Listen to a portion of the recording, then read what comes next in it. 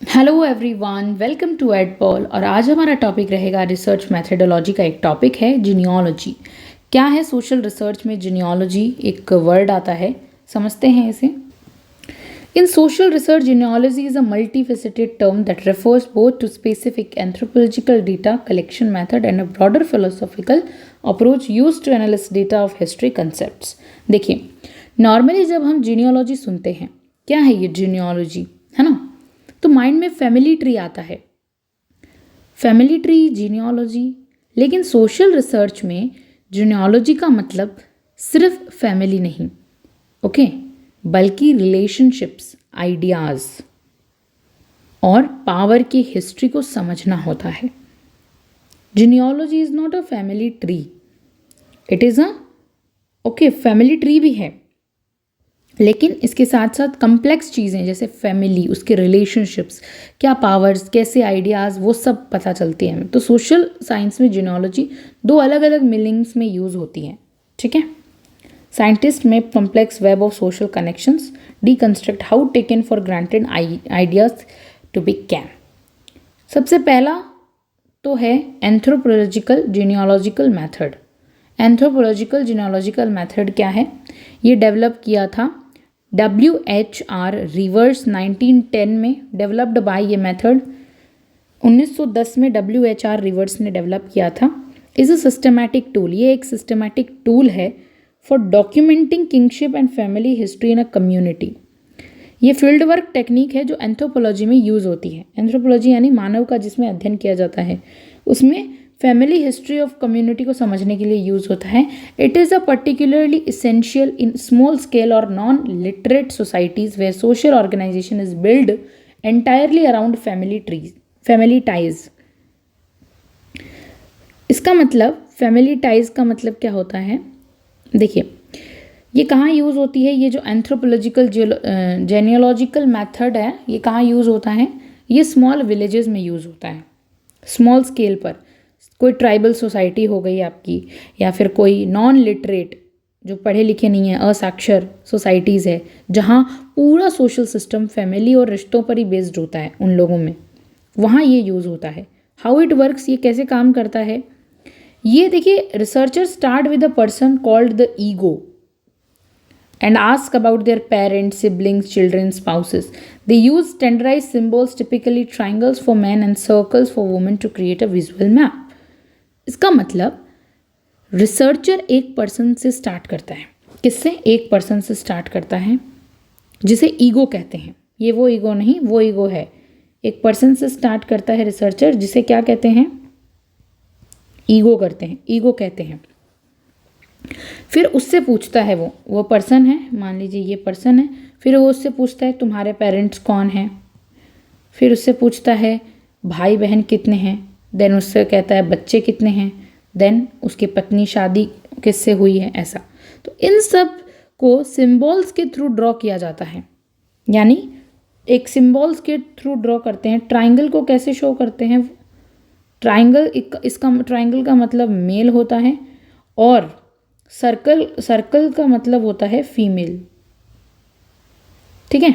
Triangle मतलब mail और female, ऐसे फिर उनको ड्रॉ किया जाता है। ड्रॉ करके बनता है, ड्रॉ करके बन गया, इस तरह एक विजुअल फैमिली मैप बन जाता है, जिसे हम देख पाते हैं कि हाँ, सर्कल में फीमेल आ जाएगी, ट्राइंगल में मेल आ जाएंगे, तो एक फैमिली ट्री जैसा बन जाता है, फैमिली मैप बन जाता है। इस मेथड का पर्पस क्या है? जब इस मेथड के पर्पस की बात की गई है, वो क्या है? Purpose, it allows researchers to understand, क्या क्या चीज़ें मदद करता है समझने में। इससे रिसर्चर ये समझता है सोशल हायरार्की क्या है, हु होल्ड्स अथॉरिटी और इनहेरेंट्स प्रॉपर्टी, यानी पावर किसके पास है गांव में।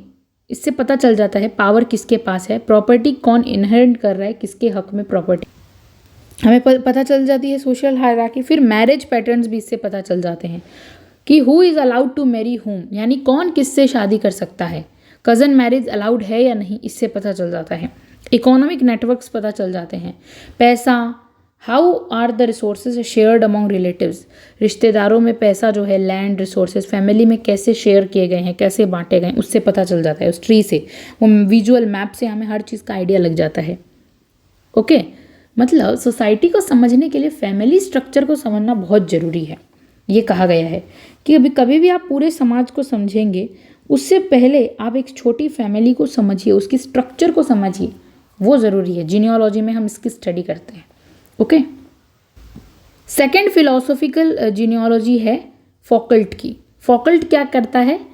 In modern societies the end political science, अगर हम मॉडर्न सोशियोलॉजी समाजशास्त्र और पॉलिटिकल साइंस की बात करें तो जीनियोलॉजी जो है वहाँ रेफर होती है to a method of historical analysis popularised by Michel Foucault. This approach does not trace families but rather than the origins ideas of power structures. Foucault जो है ये फैमिली ट्री से बिल्कुल अलग कॉन्सेप्ट है। जो ये फिलोसॉफिकल जीनियोलॉजी है ना, ये अलग है एकदम पॉलिटिकल साइंस में और जो सोशियोलॉजी में यूज़ हो रहा है। ये जीनियोलॉजी फैमिली ट्री वाले से बिल्कुल अलग है। ये आइडियाज़ और पावर का हिस्ट्री का एनालिसिस करता है, किसके हाथ में थी पावर, पहले क्या रहा है।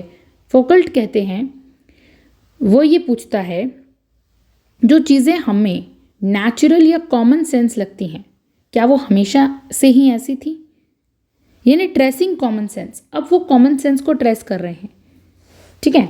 It investigates concept we assume natural और universal like that definition of sanity, punishment और sexuality and shows they are actually products of specific historical powers. यानी कि जो चीज़ें नेचुरल या कॉमन सेंस थी कि एकदम नॉर्मल है, ये तो क्या है, वो क्या हमेशा से ही ऐसी थी। यानी थोड़ा कॉम्प्लेक्स है लेकिन समझ में आ जाएगा कि एग्जाम्पल के तौर पे समझें, इंसैनिटी जो पागलपन टाइप का, sanity, insanity, punishment, sexuality, crime, ये सब चीज़ें जो थी समाज के अंदर ये पहले से ही ऐसी थी। फॉकल्ट कहते हैं ये सब नेचुरल नहीं है क्योंकि इसमें history plus power plus politics, ये सब चीज़ें मिली हुई है, इन सब का रिजल्ट है ये सब चीज़ें। ये एक दो दिन की बात नहीं है, ये बहुत हिस्ट्री इस पे जुड़ी हुई है, पनिशमेंट, ये सब चीज़ों पे हिस्ट्री जुड़ी हुई है। कॉमन सेंस को ट्रेस करना है। जीनियोलॉजी दिखाती है कि कैसे कुछ आइडियाज़ पावरफुल ग्रुप्स में, मतलब कुछ आइडियाज़ जो होते हैं, कोई आइडियाज़ वो कौन बना रहा है? पावरफुल ग्रुप्स बना रहे हैं, जिनके पास क्या है, पावर है, वो लोग बना रहे हैं, पावरफुल ग्रुप्स बना रहे हैं कुछ आइडियाज़ को, और धीरे धीरे सोसाइटीज़ उन्हें मान रही है बहुत ही ज़्यादा नॉर्मल। कोई आइडियाज़ जो है कॉमन सेंस वाले वो पावरफुल ग्रुप बनाते हैं और जो सोसाइटी है वो उन्हें मान लेती है बाद में। प्रोग्रेस के आइडिया को चैलेंज करना, contingency versus progress. Unlike traditional history which often views the past steady climbs toward progress, Foucault's genealogy looks for ruptures and accidents. It argues that current social system aren't better inevitable। ये इसका मतलब traditional history क्या कह रही है यहाँ पर? वो कहती है सोसाइटी हमेशा बेटर होती जा रही है। फॉकल्ट बोलता है गलत। फॉकल्ट कहता है नहीं, हिस्ट्री में एक्सीडेंट्स, ब्रेक्स और कन्फ्लिक्ट्स होते हैं। आज का सिस्टम इन्वेटिएबल नहीं है। जो पावर में था उसका जो है वो वर्जन जीत गया। जो पहले हिस्ट्री के अंदर, इतिहास के अंदर जो पावरफुल था वो आज जीत गया, विन है वो। तो ये कहना गलत है कि हिस्ट्री में जो है एक्सीडेंट्स, कन्फ्लिक्ट्स, ये सब तो होते हैं। आज का सिस्टम बहुत ज़्यादा इन्वेटिएबल है। जो पहले पावर में था वो जीत गया। मतलब आज जो सिस्टम है वो बेस्ट नहीं, बस लास्ट पावर स्ट्रगल का रिजल्ट है। जो सिस्टम चल रहा है, फॉकल्ट कहते हैं वो बेस्ट नहीं है, इट्स नॉट बेस्ट, लेकिन लास्ट में जो पावर स्ट्रगल में जीत रहा था वो आज बस राज कर रहा है, ऐसा कहना चाहते हैं वो। कंटीजेंसी वर्सेस पावर की थ्योरी में ये कहा गया है उन्होंने। Okay, anthropological genealogy family tree की बात कर रहे हैं, मानव की, और फोकल्स वाली जीनोलॉजी वो अलग है। ये दोनों कॉमन, इनका एक है, जो चीज़ हमें नॉर्मल लगती है उसके पीछे छुपी हिस्ट्री और पावर बहुत होती है और उसे एक्सपोज करना पड़ता है। दोनों को कंपैरिजन किया गया है। प्राइमरी फोकस जो एंथ्रोपोलॉजिकल का है वो बायोलॉजिकल एंड सोशल किंगशिप है। फॉकल्ट इवोल्यूशन ऑफ नॉलेज की बात कर रहे हैं, पावर की बात कर रहे हैं। मेन क्वेश्चन आता है who is related to whom, कौन किससे रिलेटेड है फैमिली में। लेकिन फॉकल्ट वाले में how did the idea become true, outcome आया है पेडिगेट चार्ट और फैमिली ट्री है। ये a critical history of a concept, madness, civilisation, ये सब की बात। फिगर है WHR रिवर्स और माइकल फॉकल्ट। तो 2 थ्योरी है जीनियोलॉजी में हमने पढ़ी। Thank you so much for watching this video.